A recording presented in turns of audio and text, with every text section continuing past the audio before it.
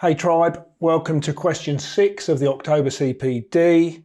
This was quite a cool question that came in from Pete at VW. Let's read his question.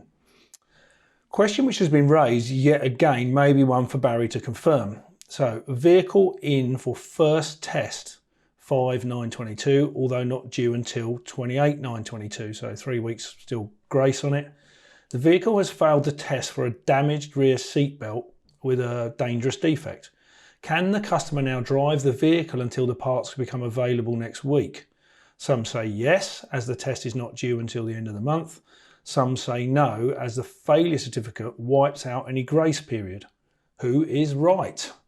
We as testers think the customer should be informed not to drive the vehicle, but can't stop them taking it away. Many thanks, Pete. There's quite a bit to this, so I'm going to work down the question that we've done. If you're watching the video, you'll get an explanation of it. If you're just reading it, you can just read it.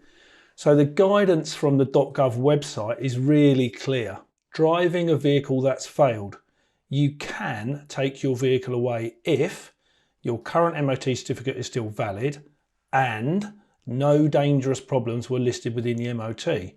So it's not an either or, that's both things have to be met. Otherwise, you'll need to get it repaired before you can drive it, okay? So it's really clear. It's not saying that the old MOT is wiped out. It's just saying that you can drive it if you've still got a valid certificate and there are no dangerous defects. So I've put some notes in here that say the same thing, really. You can drive it as long as there's no dangerous defects. If the recent fail has dangerous defects, it's our job to advise that customer of those defects, okay? Not just to put them on the fail certificate and hand it to them and walk away.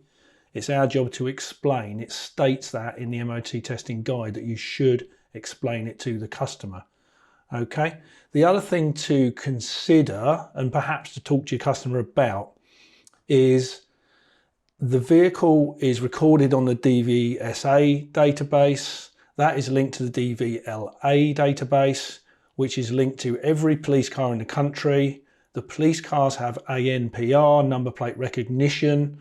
The people driving the police car don't have to press anything to make it work. It works all of the time. So every number plate that it sees, it can read. If it reads a number plate that doesn't, the vehicle in front of it or behind that police car has an invalid MOT, then the police officers in that car are kind of duty bound to pull that car over and find out a bit more information. So the problem for our customer is that the ANPR system works on the most recent information. So our customer might still have some time left on their MOT and no dangerous defects, so they're driving around perfectly legally. But to the police car, it looks like they're driving around without an MOT because they've got a fail. That's the most recent record in that database that's being pulled up. So I think it's sometimes perhaps worth explaining that to a customer. Moving down my notes, I did put in here, you must ensure, so your customer must ensure that their vehicle is roadworthy. If they're driving round in it, knowing that it's not roadworthy because you've done a fail and issued the fail to them and explained what's wrong with it, then they know that they're driving around in a vehicle that's not roadworthy, and then they fall foul of police activity, okay? I did copy further down in the question some info about what the government consider to be roadworthy. You can look at that in the research document. Have a little scroll up and down that, and let me just make sure there's no other things just to run over in here. Yeah, I did look at this section here, which states on the government website, you cannot drive or park your vehicle on the road if the MOT has run out. You can be prosecuted if caught. So the only exceptions to that is you can drive it to or from somewhere to be repaired or to a pre-arranged MOT.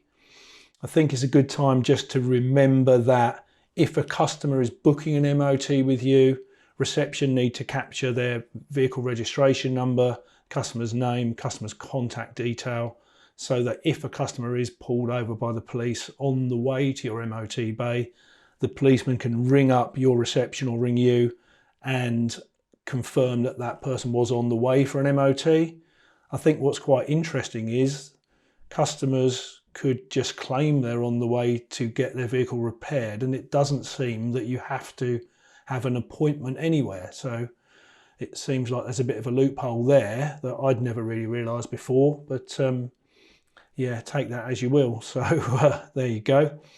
Then to go back to Pete's original question about the vehicle that he had in and failed for a dangerous defect on the seatbelt, well, that feels a bit subjective, doesn't it? If it's me driving around in my car on my own and I've got a seatbelt in the back that's broken, am I endangering anybody?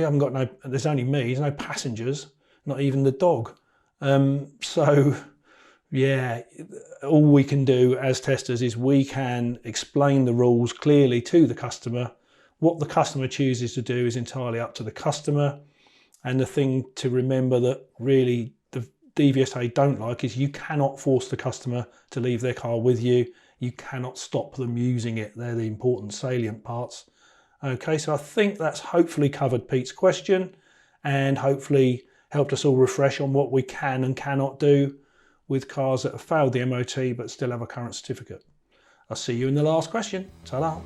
The video you're watching is part of the monthly training for our MOT Juice tribe. They will have seen this training video a few months ago. If you want to watch the up-to-date videos, then you need to be in the tribe. And if you want to be in the tribe, then you need to subscribe.